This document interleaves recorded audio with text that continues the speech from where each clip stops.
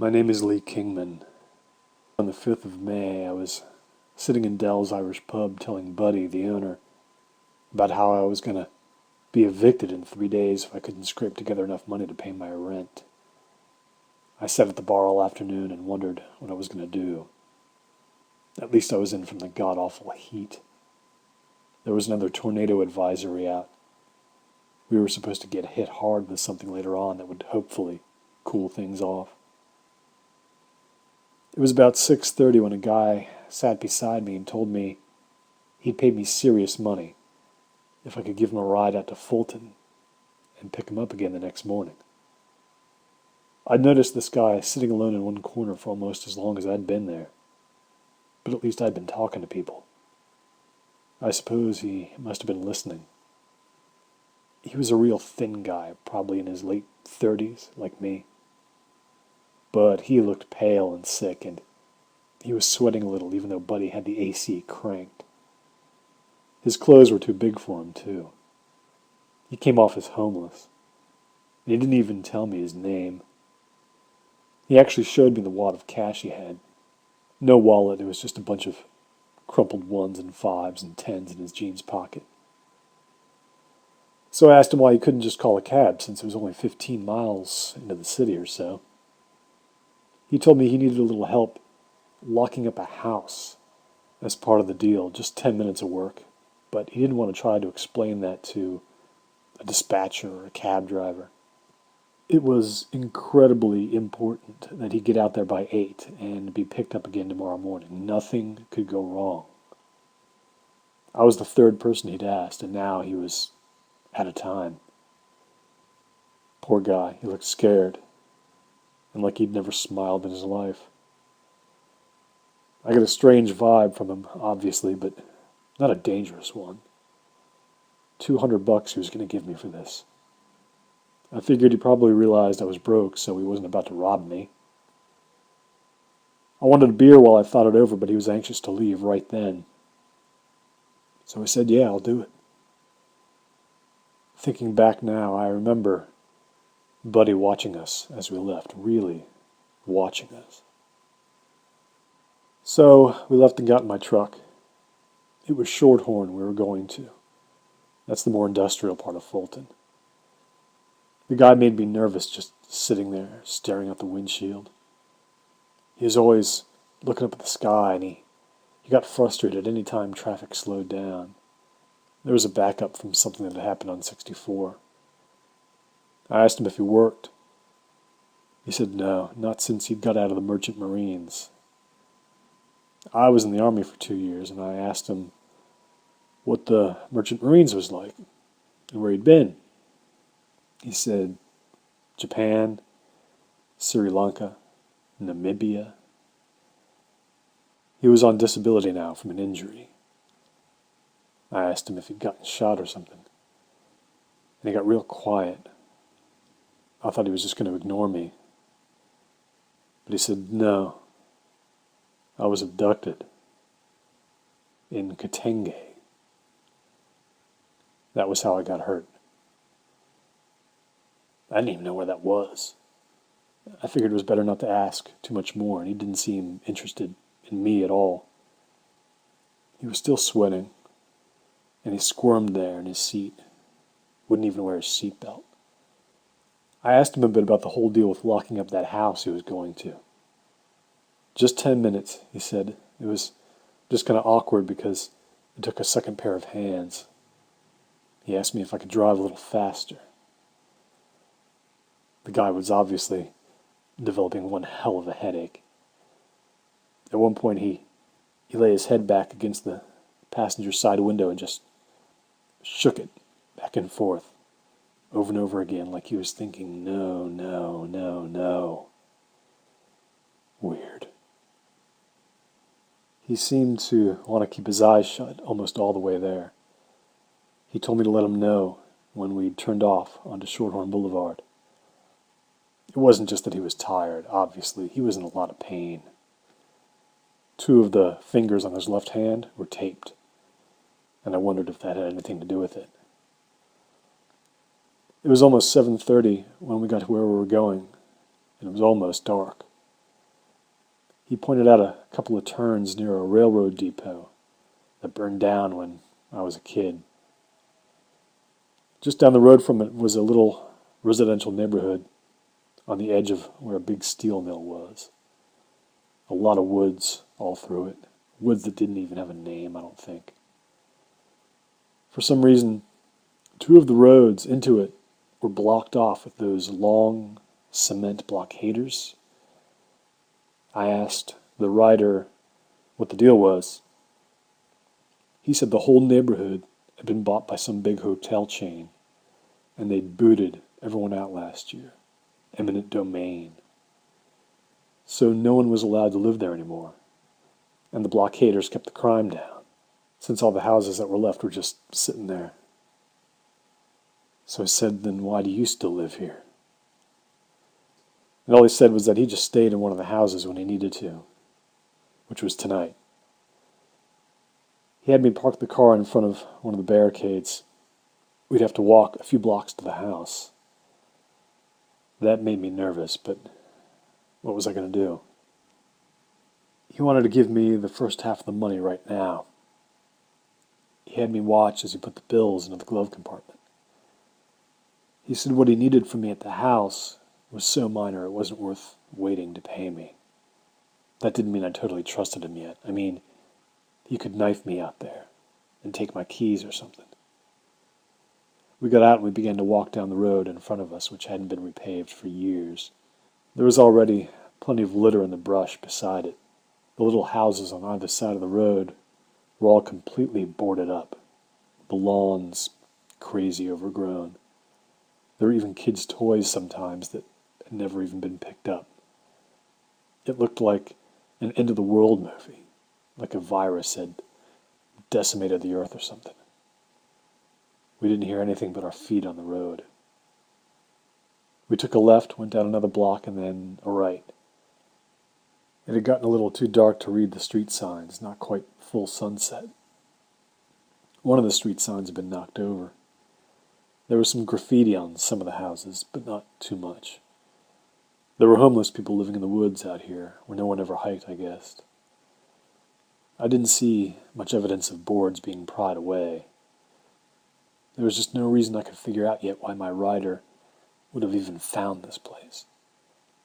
But still, I kept my mouth shut. There was a last turn, and then we were on the block where he wanted to go. The house was just as small and dumpy as all the others. Its windows were blocked off by cheap plywood. I followed him up what could still be seen of the cracked front walk beneath the long grass, and he took a key out of his pocket. The front door had been padlocked. It was something that didn't seem to have been done to any of the others on the street. He'd put this one on himself, it looked like. He took a little flashlight out of his pocket and he shined it inside as we went in. And he held a hand out to me like he was telling me to wait until he got a real light going. He disappeared into the dark, and then this lamp came on. It was an oil lamp. It was sitting on a card table in the middle of the room, which was empty and totally stripped. There was absolutely nothing left in there. The lamp gave it this sad, rusty glow now. It didn't even reach the far wall. He stood beside the table when I stepped in, but I didn't close the door behind me. He said to me, "Almost done." Just 2 words, the first ones he'd spoken to me for a while, and they came out of his throat so hoarse it was like he'd suddenly gotten a bad case of bronchitis in the time it had taken to walk from the truck to the house. And I noticed he'd been keeping his face away from me for some reason. It was obviously intentional. I asked him what he needed with the locking up. I still wasn't getting it. He had to say more words then, and they came out in that sick, strange voice, with him looking away from me, toward the far wall. He put the padlock key on the table. His right hand was shaking bad. He told me to lock him in and leave. he needed to be in here because sometimes he got attacks real bad and got violent. But I absolutely had to come back and let him out tomorrow. Absolutely had to, because he had no way out otherwise. His voice was almost entirely gone. I started to say something, I forget what. Probably some question about what he meant by attacks. And he turned around and he cut me off. He'd grabbed the key from the table and he thrust it out at me. "Lock me in now and go. Right now," he said. "You have to get out." And good God, I think I did, because his eyes scared me real bad. Something had happened to him. Not only did it look like he'd broken the blood vessels in both of them, but they were bigger somehow, almost bulging out from inside his head. One of his cheeks, the whole thing had gone totally black and blue, like somebody had punched him hard and left a massive bruise. His lips were shining because they were slick, for some reason, coated in some sort of thick, clear fluid. It wasn't blood. Worst of all, what I couldn't notice from behind him, but what I saw now in the glow of the oil lamp, was that a lot of weight had somehow come off him above the chest, so that he looked far more emaciated than before, his skin pulled much tighter over his skull. I had taken the key from him before I even registered all this detail. His hand was ice cold. I turned and I pulled the door shut behind me, and I was out. I stuck the key in the lock, and I turned it and gave it a good yank. The lock was tight. The door wouldn't even budge a crack. And I'm not ashamed to say I moved real fast, away from the house and back onto the street. It was full dark now, but we had a full moon that night, so I could at least see my way down the road. I looked back at the house exactly once. I hadn't memorized the way we'd taken to get there, so I did wind up taking a wrong turn. It only cost me a couple of minutes before I got my bearings again, but my heart really started to pound. There was a bad moment when I came around the corner that I thought was taking me to the road that led right back to the truck, and I saw a house nearby that looked just like the one I'd left the rider at, and I thought, oh my God, I just went around in a circle. I'm going insane. But no, I was on the right track. I walked fast, and my truck came into view soon enough. Way off in the distance, I could see the lights of that steel mill. When I was within 20 feet or so of my truck, I just stood a little while, looking back down the road, finally feeling safe. I think I was just concentrating, getting my thoughts together, trying to get back the exact image of that guy standing there in that empty room and what had been wrong with him. Then from far away, somewhere in the center of the neighborhood, there was a single thudding sound. Something heavy slamming against wood or cement. It was like a sledgehammer striking something. Or just maybe someone taking a running start at a wall or a door. I backed up toward my truck, waiting for it to come again. I got a bad jolt when I saw some motion down the road. Without working streetlights, it took me a good 2 seconds to detect what it was. 2 dogs running toward me, one lagging behind the other. Not charging, not threatening, but like they were running away from something. They were veering off to my right. One big black dog, one smaller gray one, no collars. They shot past me and headed down the road. I got into my truck and I closed the door. When it seemed like that sound was never going to repeat itself, I started the engine and drove back toward Delgado. I woke up in the middle of the night because all hell had broken loose outside my bedroom window. The thunderstorm had arrived, and it was a big one. The wind ripped into my trailer and made the entire thing shake. The rain pounded against the windows, almost making it impossible to see out into my little yard where the water was pooling everywhere, turning the whole thing into a swamp. Worst of all was seeing the trees out there bending so dangerously all over the trailer park, looking like they were about to snap. I couldn't do anything but sit on the edge of my bed and watch. At one point I thought to myself, that big branch over there is coming down any second, just over my neighbor's property, and sure enough it did. It snapped off in the wind and fell hard, nailing the bumper of his car, putting a huge dent into it. My trash cans had toppled over and been blown 2 lots away. Seeing the clouds moving so fast, I wondered what the hell was happening. And if this was it, if this was finally the time Delgado would get hit with a tornado. But no, the worst of it didn't last too long, and we were spared. My clock radio said it was a little before 5 when I laid back down. I couldn't get back to sleep, so I figured, why not go back out to Shorthorn? Why not go now, so I could get there around dawn? Then I could get it over with. As long as there was just a little light in the sky, I wouldn't be too creeped out. I intended to keep my commitment, even if it just meant unlocking the padlock and not waiting to see what the guy was like when he came out. I got in my truck and I went. A couple of roads were washed out near me and almost no one else was out. Still, I got to that neighborhood near the steel mill a little early. I could see when I parked in the exact same spot as the night before that the storm had played havoc on the neighborhood, being so wooded. I spotted 2 downed trees even before I shut off my headlights, and I tilted my head back to close my eyes for another 15 or 20 minutes. The light was slow in coming because it was going to be another ugly gray day. As soon as it was light enough to see by, I headed in with my umbrella. The storm had kicked a ton of grass and dirt debris all over the road, and I had to detour around plenty of puddles. You could see branches on the roofs of houses, a lot of them, and one tree had toppled over and nailed the side of one hard enough to totally destroy the gutter. Turning a corner, I saw that a huge oak had come down right in the middle of the road. And the house where my rider had spent the night had taken a nasty blow from the tree in its neighbor's yard.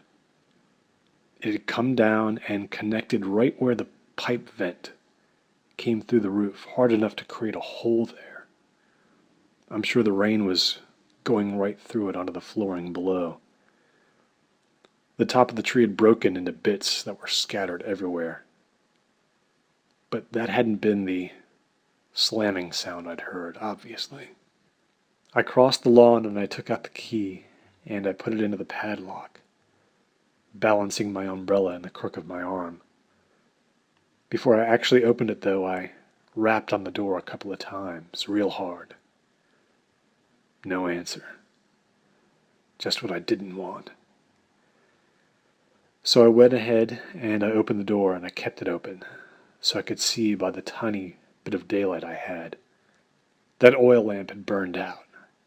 Nothing else seemed different at first, except the rider's clothes were all piled on the table.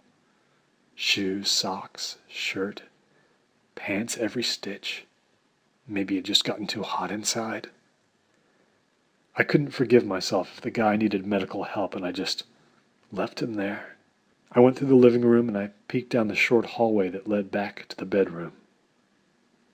No one there. I could hear the rain hitting the roof and the yard outside, and I could also hear it dripping on bare wood. Must have been the bedroom. So that's where I went. He had to be in there. Where else could he be? The rain was puddling in there on the old musty floor. All the furniture was gone, of course. The tree had hit the roof at the southwest corner of the bedroom. The hole was a little bigger than I thought. I could see daylight through it. But first I saw all the blood. It was everywhere around that jagged, splintered hole. The walls and even a section of the floor were speckled with it. And I saw what had happened right away. That tree had come down, making a hole in that roof, and then the guy, my rider, had tried to get out of the house through it. He'd climbed the wall somehow, but there was nothing around that could have helped him up. And the hole, it was just way too small. Way too rough for a man to get out of. Maybe 15, 18 inches across. And so it looked like it had torn him up as bad as you can imagine. Mixed in with that blood was a lot of hair. Matted, long, dark hair.